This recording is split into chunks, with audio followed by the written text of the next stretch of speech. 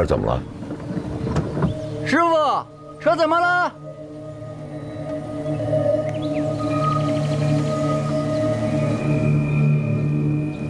旅长，我下去看看，帮他一把，要不然这清不开，咱也过不去啊。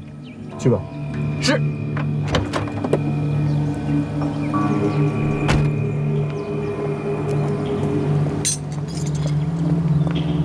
师傅，哎，车怎么了？哎，没事，出点小毛病。要不要我帮帮你？哎，正好，帮我拿一下这个扳手。好在这儿。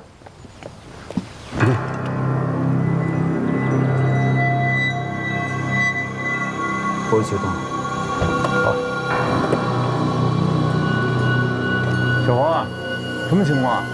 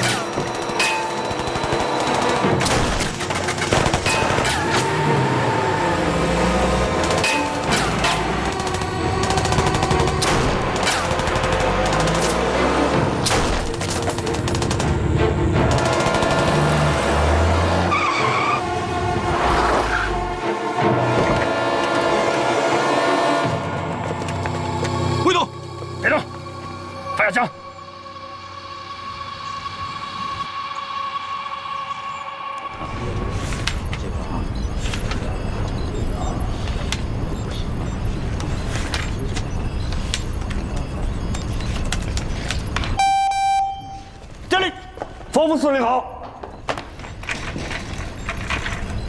咱们又见面了。德拉米尼，男，65岁，是这次全球生化讹诈的策划者。退休前是某国军工航天公司的总工程师，狂热的战争分子。昨天被捕。据他交代，其秘密基地的发射装置是某国刚刚淘汰的换代产品，但仍属世界前进行业。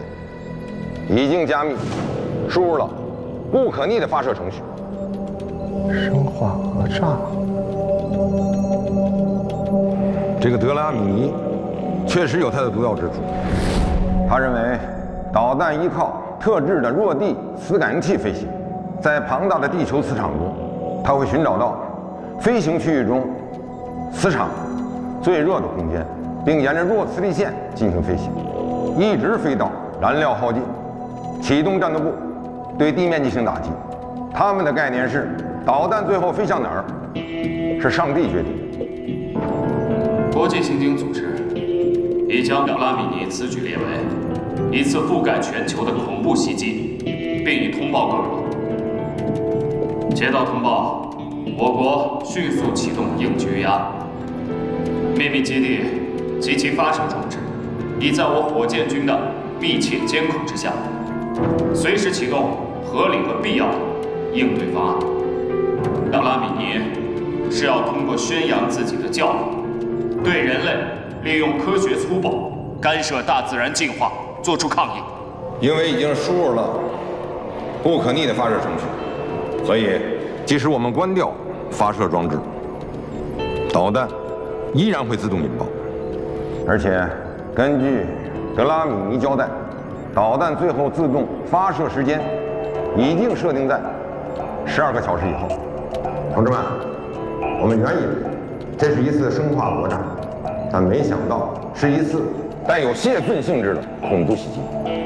德拉米尼和他的背后组织，甚至不需要用任何代价作为置换条件。我们中国军队在这个时候要站出来，有责任、有实力。解决这次危害全球的恐怖袭击，各单位迅速制定作战方案。会总支联合指挥所，我们一定要打赢这一仗。是。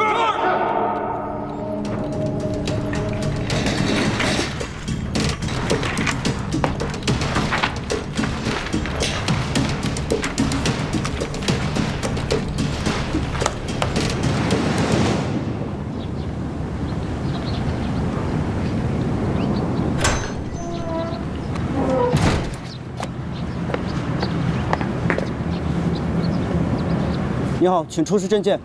好。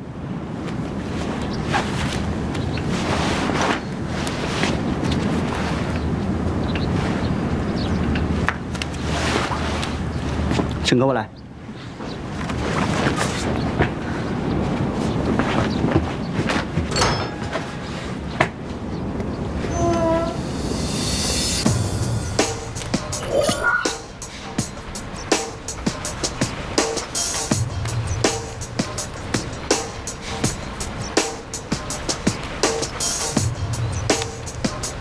请关检。好。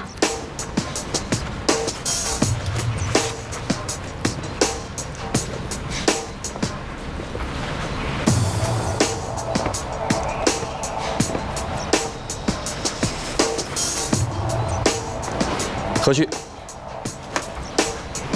您好，我是黄文。我帮你拿吧。好，谢谢。走。我给你介绍一下洞库的环境吧。整个洞库有20几个功能区，按照安全级别划分的，从 A 到 G 一共分7级。7级。这边，像发控大厅、发射顶属于最高级别 A 级。生活区跟活动区呢是最低级别 G。我们工作的诊室属于 F。那我的活动区域除了诊室就是生活区啊。是。啊，对了，这生活区啊，包括餐厅跟厨房，除了可以去餐厅就餐，还可以去厨房。我去厨房干嘛呀？检查卫生啊。你刚来，这洞库里啊，物理在外面。白天跟黑夜全靠自控阻光源的明暗来调节。喏，这位头顶是排灯。啊。灯光模拟白天跟黑夜，尽量让人体的生物钟不混乱。当然，有这些还是不够。万物生长靠太阳，人看不见太阳不行，那看不见月亮呢，也不行。何志玉，这个区域划分，我看也没什么岗哨或门禁之类的。那这个芯片卡有什么用呢？芯片卡呀，记录个人信息。这里的警报系统靠刷脸。刷脸？你没看见啊？这里到处都是360度无死角监控。一旦你进入你的限制区域，总控室的人脸识别马上就会报警。高科技啊！这算什么？你别忘了，咱们可是火箭军。走。好。这待机库里的温度可真不低啊。是啊。就算是冬季，待机库里也穿不住棉衣。这里不像外面温差那么大，晚上都能到0度上下。我说嘛，外面站岗的战友都穿着棉衣呢。一门之隔，天壤之别。不介意，咱俩共用吧。共用？是这样，这待机库里呢，标配就是1名军医，所有人都学过简单的战地救护，可以随时充当副手。你看，在这儿要是真打起仗来，估计也用不上军医，你懂的。那我……啊，上级说你是临时借调，所以就没有办公桌。那我怎么办公呢？咱俩谁有编号谁用呗。那要是都有呢？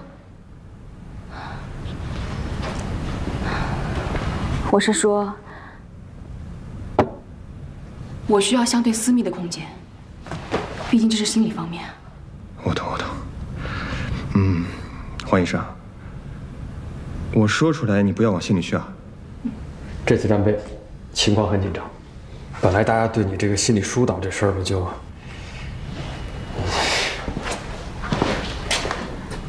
我这么跟你说吧，按照轻重缓急来排，单是解决你的起居场所已经很困难了。毕竟，这整个洞库，你是仅有的一个女兵。我知道我看起来貌似很多余，但是我相信我一定会有用的，不然上级也不会派我过来。是，我也是学医的，这个我能懂。我自己倒是无所谓，我知道这里条件有限，但是这毕竟是心理沟通。就真的没有私密的空间吗？这洞库里边啊，一个萝卜一个坑，所有的场所那都是按照实战需求设计的。或者，你可以去健身室，要不然就真没招。我不需要大空间，大空间人没有安全感。那你要这么说，还真有个地儿。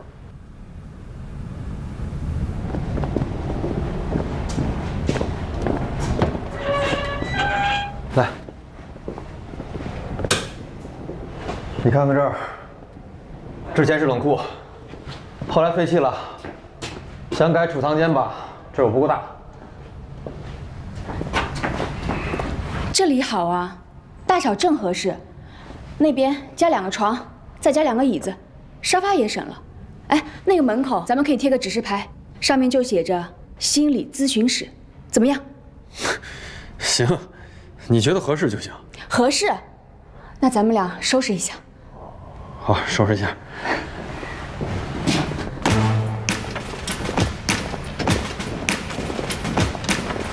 我去拿清洗剂啊！哎，你去吧，快点啊！好嘞。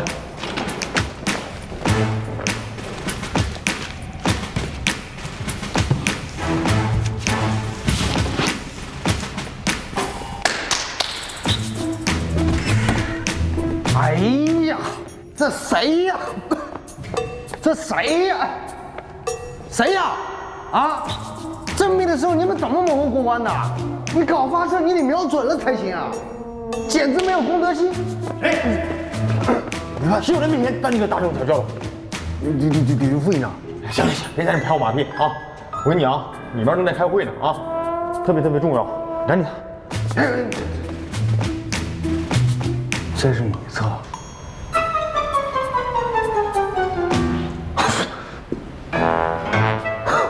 不是，联盟，成亲的吧？啊？我是负上级的指示，把这个厕所改成女厕。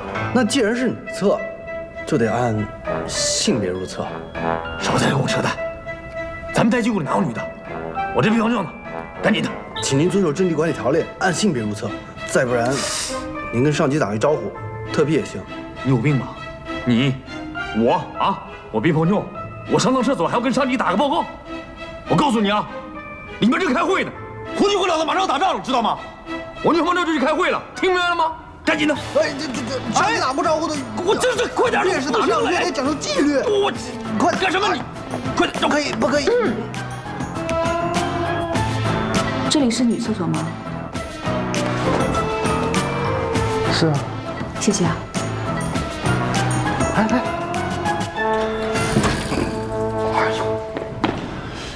联盟，你告诉我，72厕所在哪？出直走150米左拐。你叫了啊！你快等着。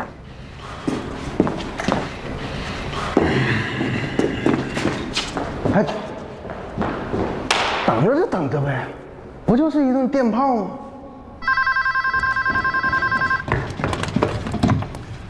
是，收到。营长，电话。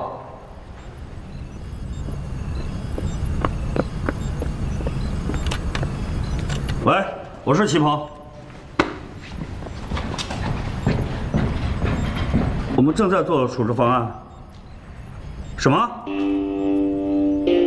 是。明白，首长。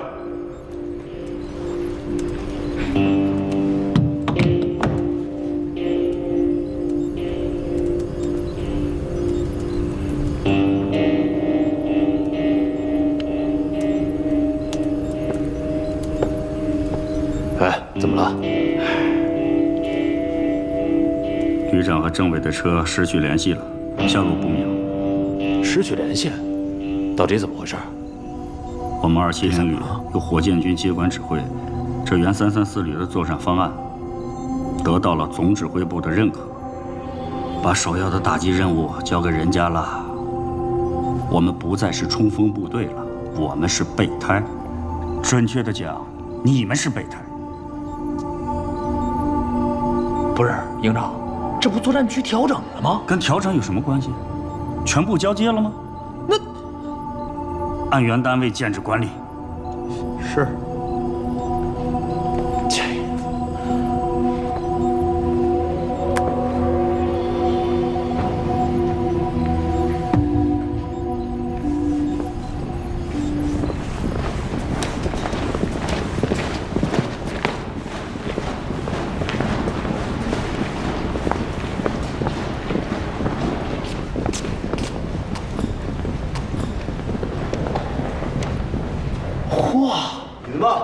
跟上。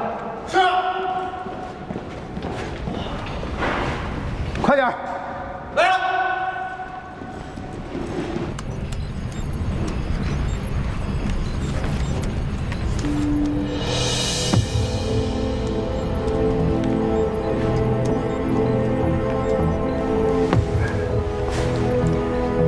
地球的磁场如此微弱，就算是在强磁场区域，也不过100微特斯拉，这种量几乎可以忽略不计。如果装载的导弹真的是循着低磁强度飞行的话，只要我们去改变弹道周围的磁场强度，就可以劫持这枚导弹到固定位置，然后进行引爆。磁场强度怎么改？导弹在高速飞行过程中，弹道经过的区域，它的磁场本来就发生了改变。此时磁场强弱是一个参照值。如果我们半飞一枚导弹，姑且叫劫持，用更高的速度去压迫敌方导弹的预设弹道，只要比它快一点点，也就是说，2枚导弹会形成一个新的参照磁场，弱磁感应器会捕捉相对弱的磁力线方向，所以我们的导弹往哪儿飞，敌方的导弹就往哪儿飞。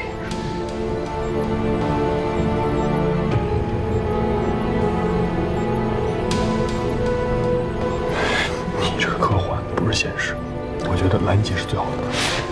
我可以迅速建一个模型，我们用数据说话。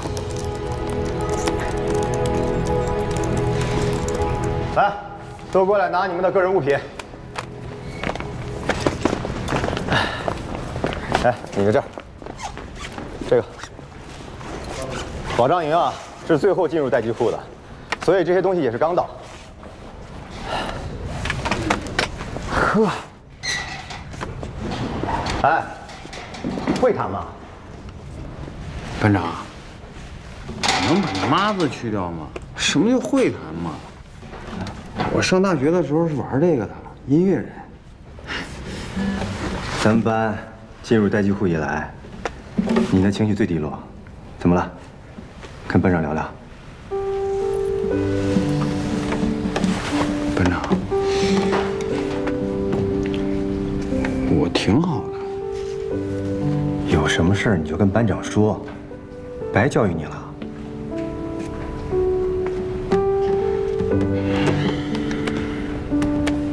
班长，新学年的时候呢，我其实挺和自己较劲的，特别是提了临时班副，还嚣张了几天，总觉得让自己累点儿，能排解排解，也就不想那么多了。可是最近，我还是有点迷茫，我就一直在问我自己。到底当初来选择部队，是不是脑袋一热？哎，明白了。这每届的新兵啊，总有那么1个到2个，还动不动就迷茫。这下可让我找着。这样，以后每天晚饭，你就坐在班长的旁边，咱们俩随时谈心。就这么定了。哎，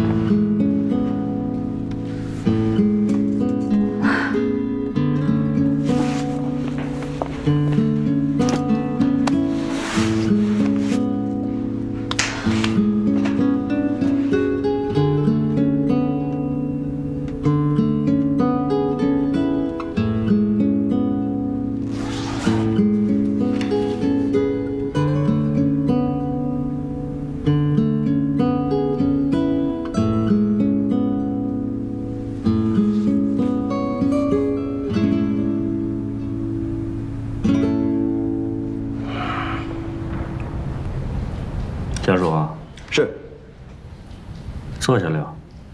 谢谢营长。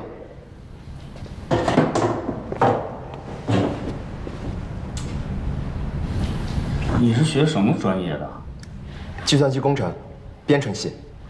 是欧阳俊是你的同学啊？是。他已经跟我提交过方案了。导弹半飞这个概念，和你一样，如出一辙。什么？这个方案是我告诉他的，而且他说，这个就像科幻片一样不现实。他怎么能这样呢？可他提的方案更接近现实一些。他不光提及了导弹半飞，也阐述了防御拦截的可能性。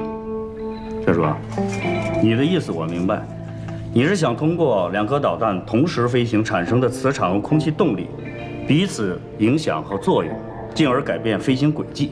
这个想法对部队来说是个意料之外，我非常欣赏，也是旅长看重你的原因。不过呢，你这个想法在部队来说只是一种思维方式，绝非实战的参考。导弹半飞必须在极其复杂的条件下才能实现，也许是10年，也许是20年的事儿。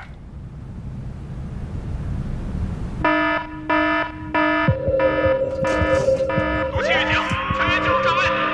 毒气预警，拿防化服。是。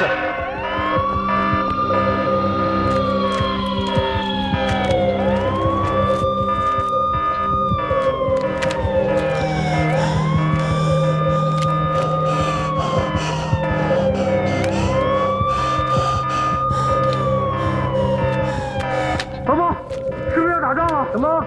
听不见。别开，别开，别写，要打仗了。干什么？啊？赶紧站好了，你赶紧的。啊，快跑吧！别闹，别闹，别闹！你穿好了你就赶紧站过来。啊，哎，你把人弄紧了。集合。弟子们，往后坐着吧，往前站。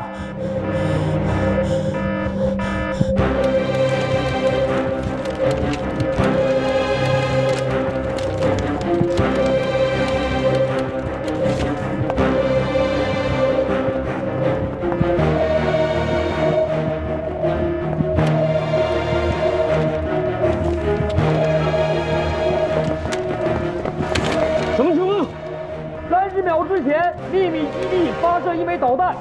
不可能这么快呀，它又不是光速。启动防身物的措施。攻击地点算出来没有？跟德拉米尼说的一样，我们根本算不了位置。在这儿，导弹一直在飞行。我们现在掌握的数据应该是在强地磁场流进中的方向。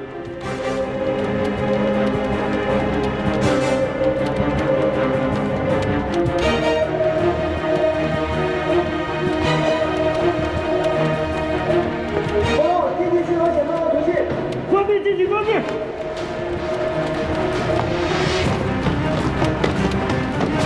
跑开了！带着。是。怎么回事，老王？营长，1号风口发现毒气侵入，一共有4个进气口，都经过伪装。如果不是自己人，很难发现具体位置啊。怎么4个进气装置都在报警啊？营长，我关闭进风口，启动应急气象装置。营长，我去看看，排除系统脱报。是。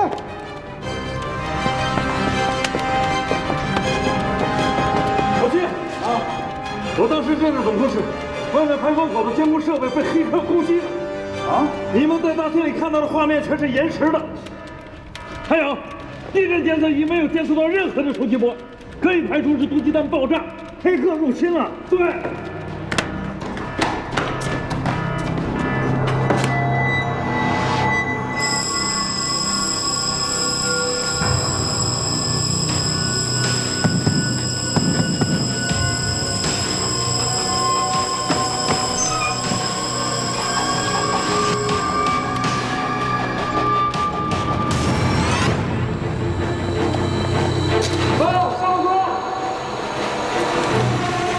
同志们，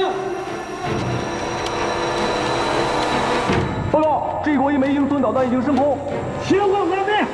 是。实时陆续追踪。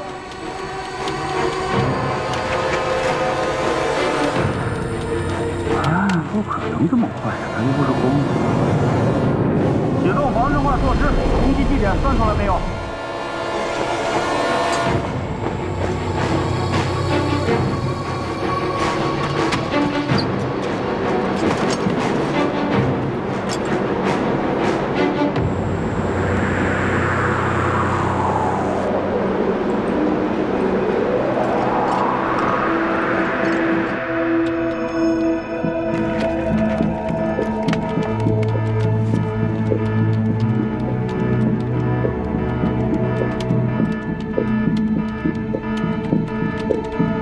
这纪国的鹰隼显然要对这枚导弹拦截。从2枚弹的行驶轨迹上看，拦截点应该在太平洋以东的海面上。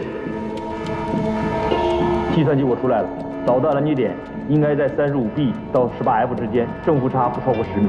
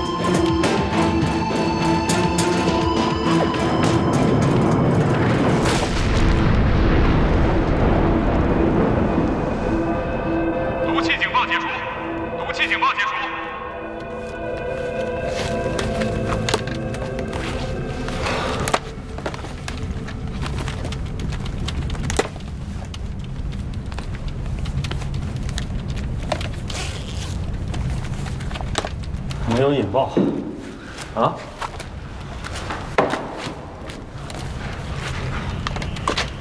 报告，讲。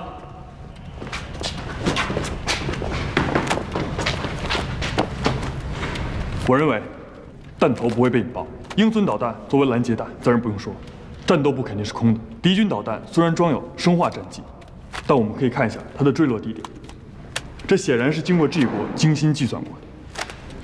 拦截点位于东太平洋中部，这一地区气温很低，北极圈磁场相对内陆更为激烈，容易引起磁感线紊乱。如果鹰隼导弹的战斗部装有强消磁干扰器，那敌军导弹就会做出误判。拦截点与海平面相近，弹体迅速入水，也能避免战斗部被引爆。报告，导调组发来演习3号令，让继续备战。纪国拦截导弹很精彩，但是很遗憾，没轮到我们中国军队出手。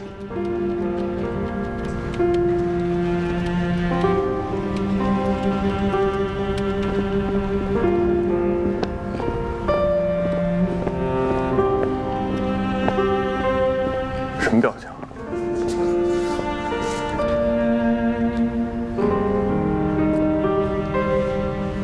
你不打算说点什么？说什么？为什么要偷我的方案？全世界就只允许你1加1等于2吗？杨军，也太过分了啊！我给你留足了面子，这件事情你道个歉就算了。他说，只允许你能想到，别人就想不到吗？你应该很清楚，我的方案里有导弹拦截，对吗？则这么说吧，这个方案我不在乎，你可以拿去，你可以拿着去抛头露面，啊？他说，你知道我最讨厌什么吗？我最讨厌这种不可一世的样子。我承认你很聪明，但别人都不傻，我们都一样，谁都不比谁差，知道吗？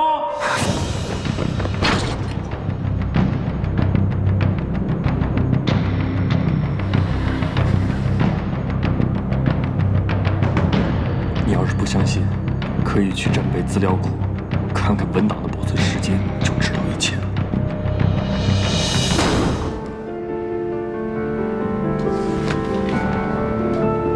欧阳军，我夏卓说对谁都好，我谁都可以接受，但不要让我惹急了。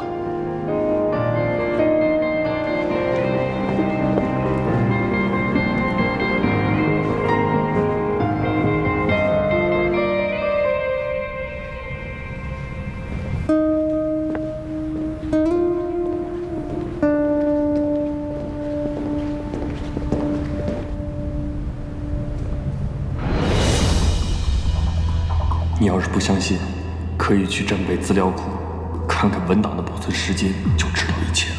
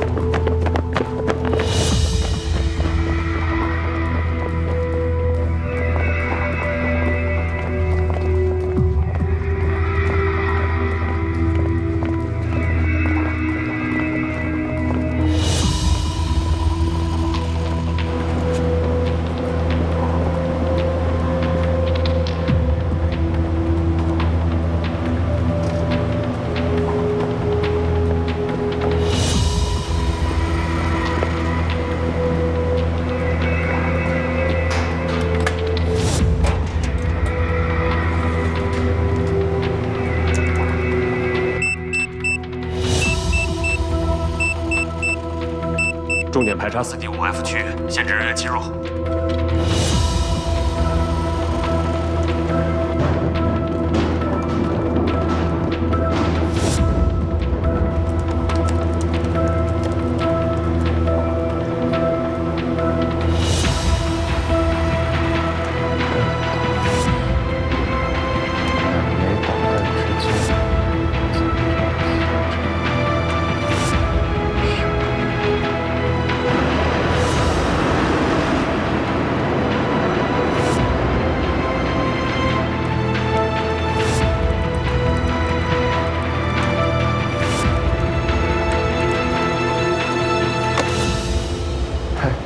排长，这么巧啊！刚才我们见过。你这个新兵，油嘴滑舌。这里是禁区，你在这儿干嘛？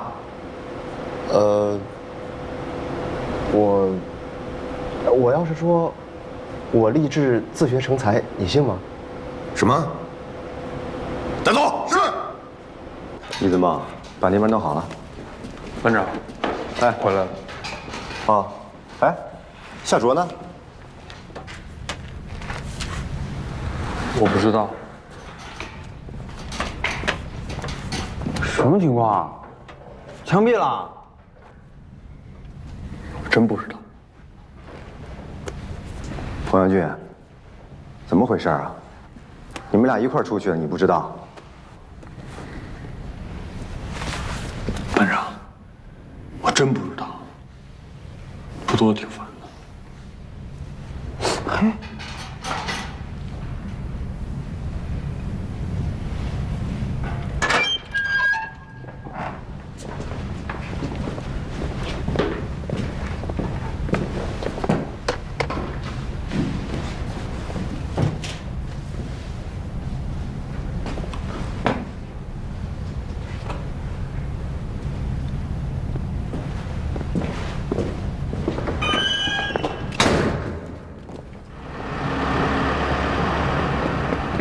吕连长，营长，吕副营长，吕副营长，把夏卓交给我吧。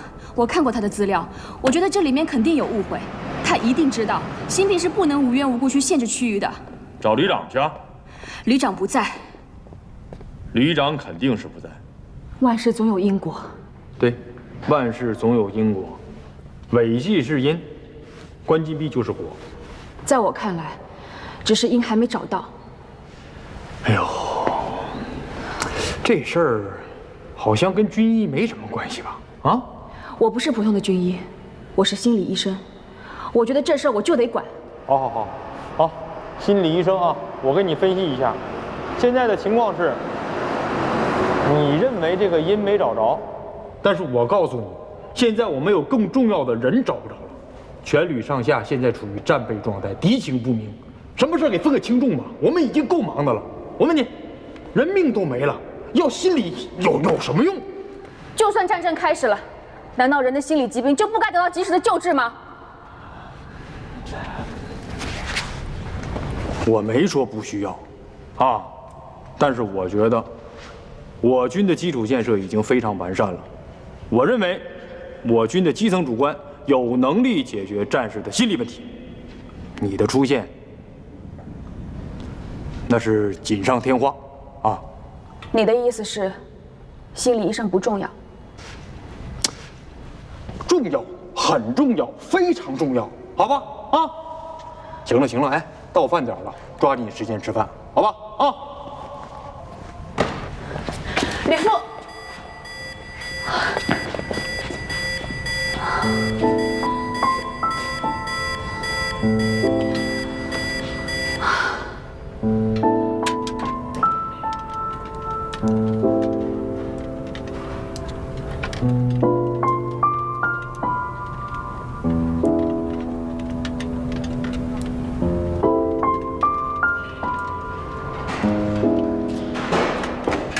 哎，这边。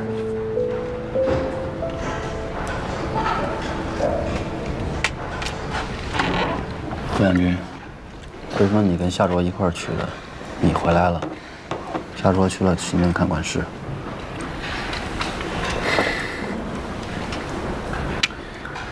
一个方案一派的争执，他的比我超前，我的比他务实。虽然内容是一样的，但是我先教的，他就我抄他，就这么简单。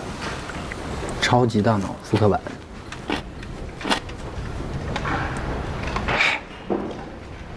是不是要打仗了？你先别说话，我问他呢，对吗？超级大脑复刻版。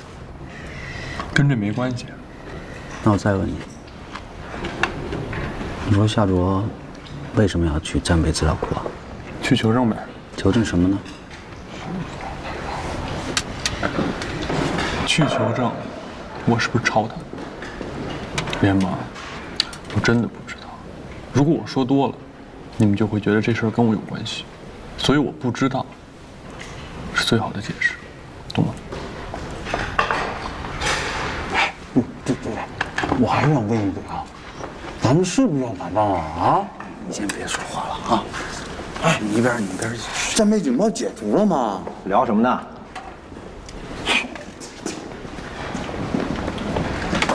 班长，是不是要打仗了？别说话了，吃饭。我去看一眼夏卓，吃完饭你们各自带回。是。韩班长，你真的没抄夏卓的？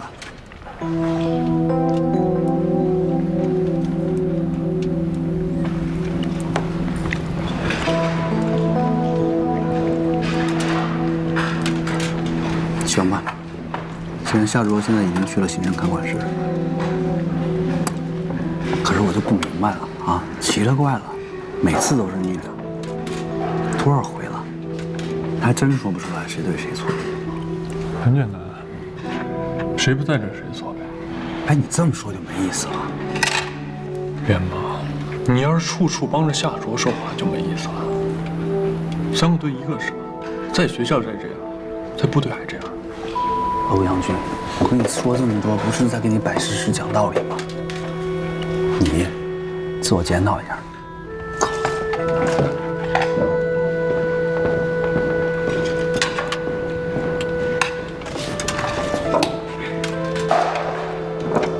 老大，咱们是不是要打仗了？哎，你吃饭啊。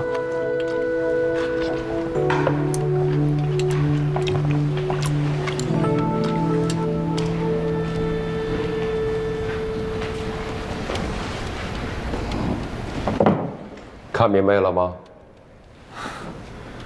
这人刚到，演习对抗就开始了。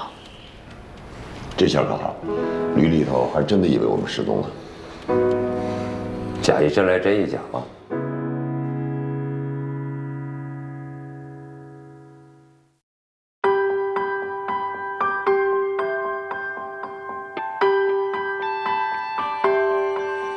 一提到未来啊，我想过无数可能，会跨山也追风，冲撞一段段旅程，顽劣小孩长成可靠的大人，我没想过有一天戎装一身。我仰望的蓝天归属于我的灵魂，我双手的长剑筑起坚固的家盾，午夜时分总要有人守着灯，叹气牺牲是荣耀回归了星辰。